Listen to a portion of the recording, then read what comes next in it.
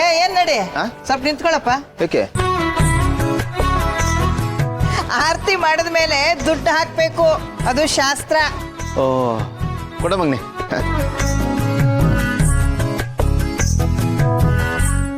ನಡಿ ನಡಿ ನಡಿ.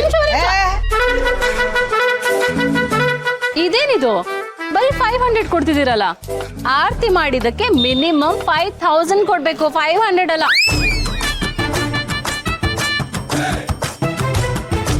ಎಲ್ಲಿ ಕೊಡಿ. ಹೌದೌದು, 5000 ಕೊಟ್ಟೇನೆ ಮುಂದೆ ಹೋಗ್ಬೇಕು. ಏನ್ ನೋಡ್ತಾ ಇದೀಯ? ಕೊಡ್ಲೇಬೇಕಪ್ಪ, ಕೊಡು.